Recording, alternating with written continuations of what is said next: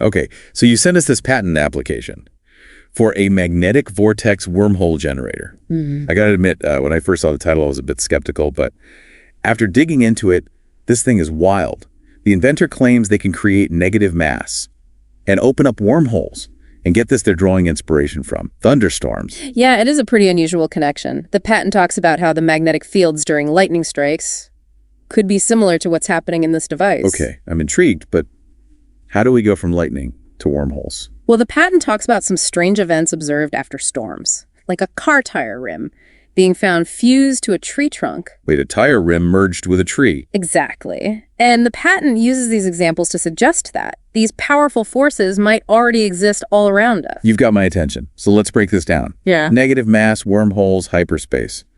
It's a lot to unpack. Right, let's start with negative mass.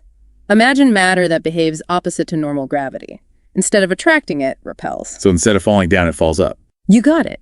Now, while negative mass is still theoretical, the physicist Kip Thorne, who worked on the movie Interstellar, has suggested that it's essential for creating stable wormholes. Wormholes, those theoretical tunnels through space-time.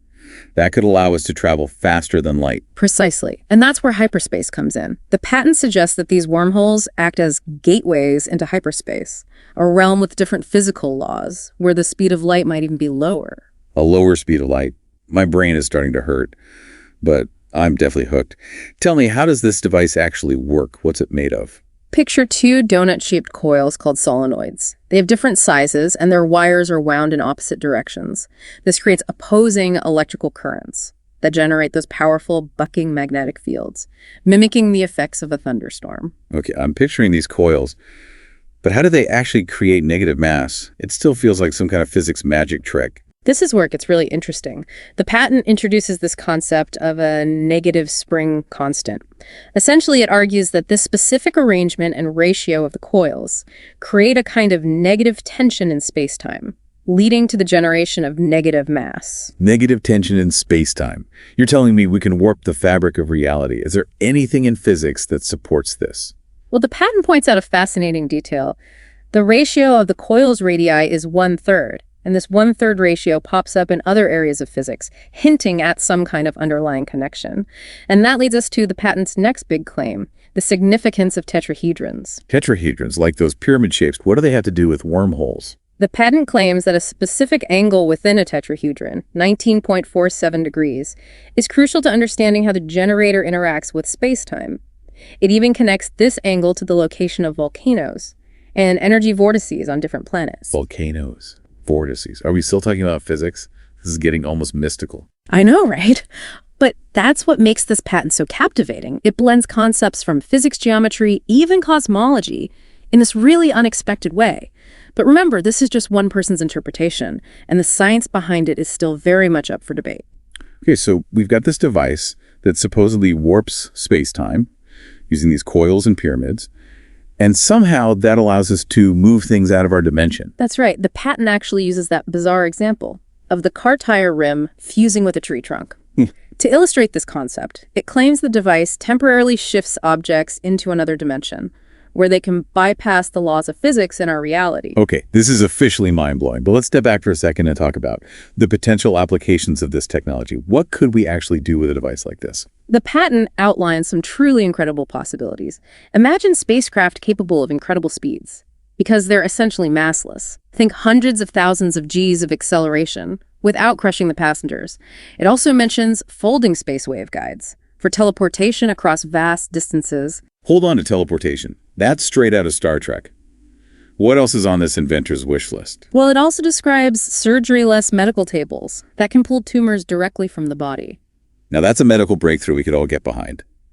But before we get too carried away with all these futuristic possibilities, it's important to remember this is just a patent application, not a proven scientific theory. Absolutely.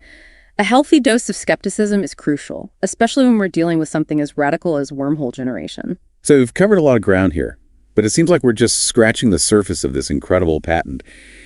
Where do we go from here? Well, if this deep dive has piqued your curiosity, the full patent application is definitely worth exploring. It's packed with even more details, diagrams, and explanations that are sure to keep you thinking. And, even if this specific device turns out to be a long shot, The fact that someone is even attempting to design something like this is remarkable. I agree. It really speaks to the boundless possibilities of human ingenuity and our pursuit of understanding the universe. All right, so we've talked about the inspiration, the theory, the design, and even the potential applications of this magnetic vortex wormhole generator.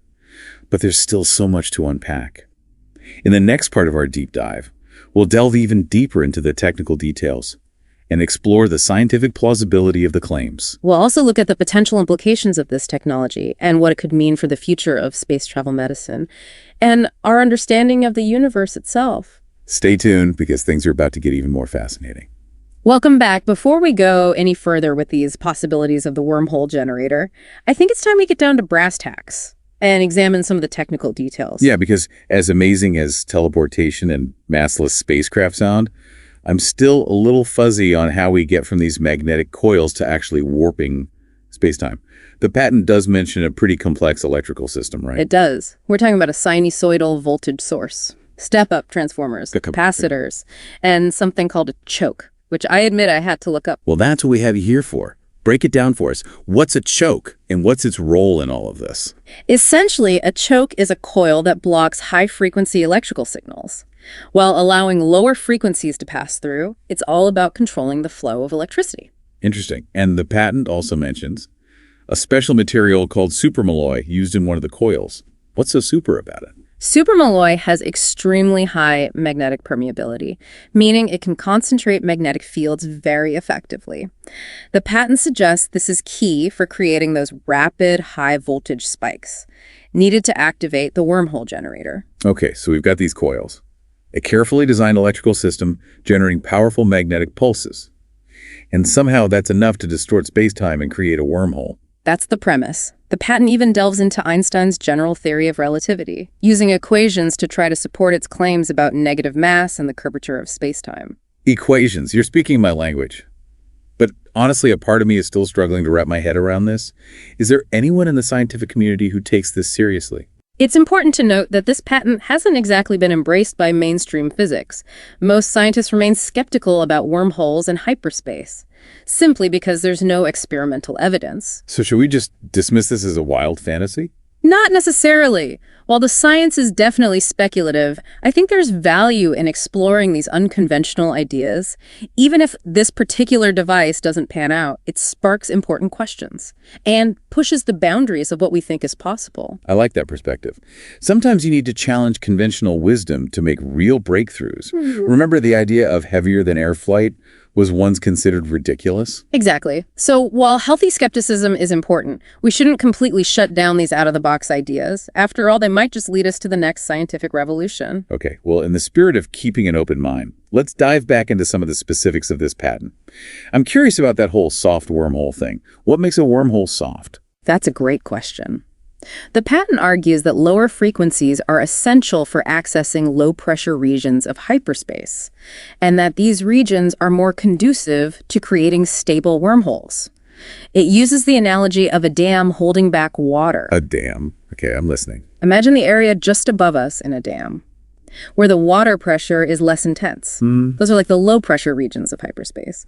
By tuning the generator to specific low frequencies, under 20 megahertz, the inventor believes you can target these softer areas. So it's like tuning a radio to find the right station. But instead of music, we're finding different regions of hyperspace. That's a good way to put it. And each region might have different properties and potentially even different physical laws. So it's not just about opening any wormhole. It's about finding the right one, the one that leads to the destination with the properties we want. That's fascinating. What else does the patent highlight as being critical to the design? Another crucial element is the nonlinear spacing of the coils. The patent claims that this specific arrangement enhances the magnetic field and minimizes interference between the coils, making the whole system more efficient. So every detail, from the materials to the coil spacing to the operating frequency, is carefully considered. It seems like the inventor has put a lot of thought into how to make this work. The level of detail and the interconnectedness of the ideas are certainly impressive, even if the underlying science is speculative. And this is just a portion of what's in the full patent application. There are even more diagrams, equations, and explanations that we haven't even touched on. It's a treasure trove of ideas for anyone interested in pushing the boundaries of physics and imagining the impossible. You know, listening to all of this, I can't help but wonder about the potential ethical implications of a technology like this. If we could actually manipulate space-time and travel to other dimensions, what would that mean for our understanding of reality and our place in the universe? Those are some truly profound questions, and they're not easily answered. I imagine the philosophical and ethical debates would be just as complex and mind-boggling as the science itself. Absolutely. But perhaps that's the most exciting part of all this, the possibility of discovering something so fundamentally transformative that it forces us to reevaluate our entire understanding of the cosmos and our place within it. Well, before we get too lost in existential contemplation, I think it's time we shift gears and talk about some of the potential applications of this technology as outlined in the patent. Because, let's be honest, the idea of massless spacecraft and teleportation is pretty hard to resist. I agree. Let's explore those possibilities, but with the caveat that, again, this is all highly speculative and based on a theoretical framework that hasn't been scientifically validated. Okay, so we've gone through this mind-bending science and engineering behind this magnetic vortex wormhole generator. We've talked about negative mass hyperspace, even tetrahedrons. But let's be honest, the real reason we're fascinated by this is the potential applications, right? Of course. It's hard not to get swept up in the possibilities when we're talking about things like interstellar travel and teleportation. Exactly. So the patent outlines some incredible applications. We've touched on a few already, like massless spacecraft and teleportation. But there are some even wilder ideas in here, like using this technology for refrigeration. That's right. The patent claims that negative energy, which is theoretically produced by the generator, actually cools things down rather than heating them up. It's a completely different concept from our current understanding of thermodynamics. So instead of a refrigerator using electricity to create cold, it could use this negative energy. That's pretty mind-blowing. It is, and it also suggests the possibility of generating power by harnessing the differential curvature of space-time, essentially creating electricity out of thin air by manipulating the fabric of reality. Okay, now that sounds like something straight out of a science fiction novel. But even if these applications are purely hypothetical, it's still incredible to think about the potential implications of this technology. It really forces us to confront the limitations of our current understanding of physics and consider the possibility that there might be entirely new realms of knowledge waiting to be discovered. You know, going through all this, I have to admit, my initial skepticism has definitely been shaken. A part of me really wants to believe this could work. But I also realize we need to stay grounded in reality. I understand that feeling. It's exciting to think about the possibilities, but it's equally important to remember that this patent is just a starting point. It's a collection of ideas and theories that need to be rigorously tested and validated before we can start building wormhole generators in our backyards. Right, and who knows how long that could take. It might be decades, even centuries, before we have the scientific tools and understanding to truly evaluate the feasibility of these claims. That's true. But the journey of scientific discovery is often just as valuable as the destination, even if this particular invention never comes to fruition. The ideas it presents can inspire new research, new questions, and new ways of thinking about the universe. And that's ultimately what the deep dive is all about, exploring these fascinating corners of knowledge, even if they lead us down some unexpected paths. Precisely. It's about embracing curiosity, questioning assumptions, and keeping an open mind to the possibilities no matter how outlandish they may seem. So as we wrap up this deep dive into the Magnetic Vortex Wormhole Generator, what's the one thing you hope our listener takes away from this?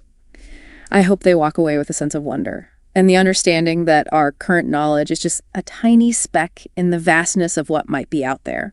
And who knows, maybe someday what seems like science fiction today will become the science fact of tomorrow. Well said. And on that note, I want to thank you for joining us on this incredible journey. It's been my pleasure. And to our listeners, we hope this deep dive has sparked your curiosity and left you with a sense of awe about the mysteries of the universe.